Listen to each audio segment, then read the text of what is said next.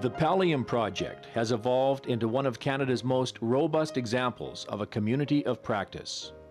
COPs are collaborations of people who share specific interests and practices and work together to advance their specific area of practice.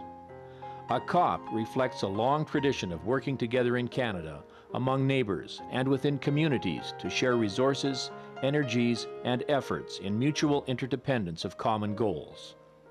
It reflects a great paradox of our times.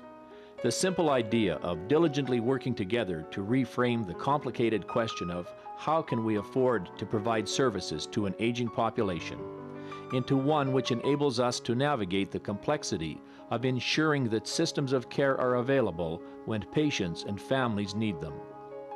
In this report back to stakeholders, several collaborators in project activities share insights about the project's work, results to date, and the difference it is making.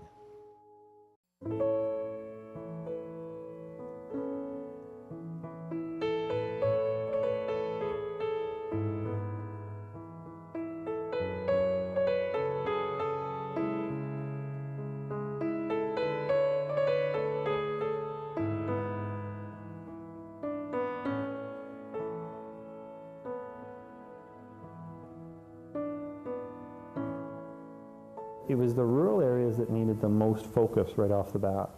You know, how are we going to engage these people? What are some of the unique ways to have education delivered to them or get them involved in education? Bringing them out from their place and plugging them into a large center isn't always the best thing to do, nor is it the easiest thing to do. You want to build a specialized palliative care consultation team. If you want to build that, your number one, baseline training should be rural weekend course. Those weekends have been very successful, I think, in reconfirming a passion or compassion within people for palliative care. They've really sparked the interest and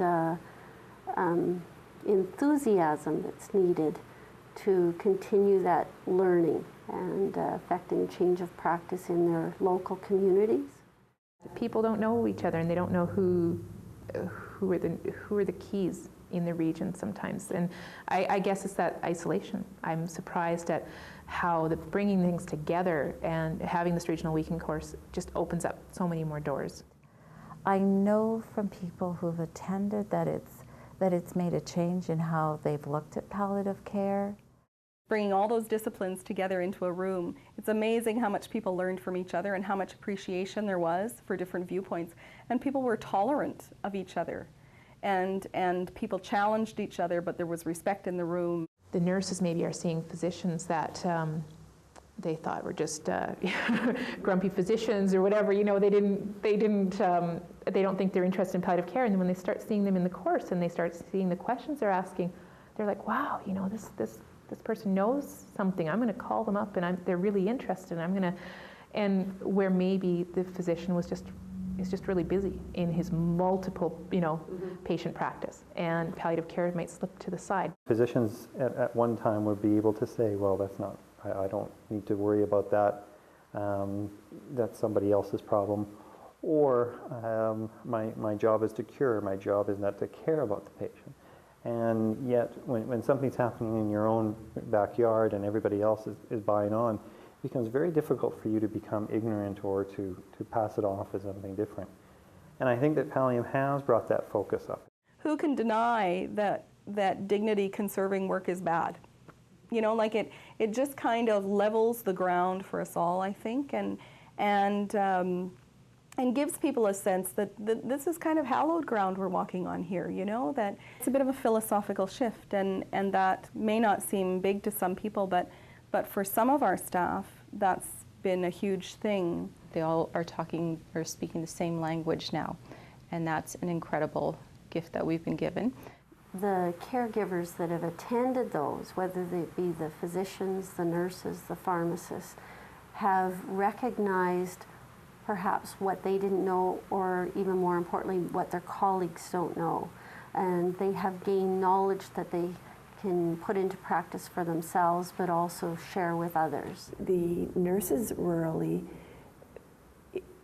function much better now on their own. We get way less phone calls than we used to get. The phone calls we're getting now are certainly more complex. I think that most people are very pleased to have that group of people together, to see the skills that everyone can bring in. And the weekend course, through vignettes and through case studies, gave them the advantage of going in and saying, you know, if you look at bereavement issues, for example, here's what we can do to help you. Here's what we know. Here's what we can proceed with. And they were more comfortable with their own responses because they'd been through the weekend course. The one outcome that we really never thought about until we did reflection following the event was the team building that occurred during the weekend. We're teaching them the value of the work and we're also teaching them the value of teamwork.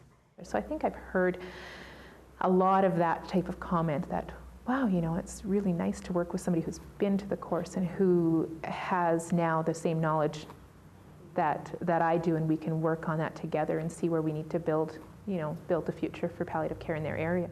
Enthusiasm that people have after they've taken the course is remarkable. To me, that's one of the unintended outcomes. Every region or health authority will get out of it what they want to get out of it, but the opportunities are great, because if you take a champion that comes to that course and thinks, you know, I can do this, I can spread this out and to the greater population of healthcare workers, then they will, and I think they'll do really well with it, because that's how the course is set up. Rurally, we really, really need education. We need people who are willing to come to us, because we aren't offered a lot of dollars. So if you're expected to go out and enhance other people, you need to be able to access things like Pallium, and it's wonderful that they've come to us. Pallium has helped to bridge down and gown. It has also helped to bridge the people who are in search of learning experiences and those who are able to facilitate those experiences. I see that it's being kind of that spark, or the seeds that have been planted across the regions and are there now to germinate and grow.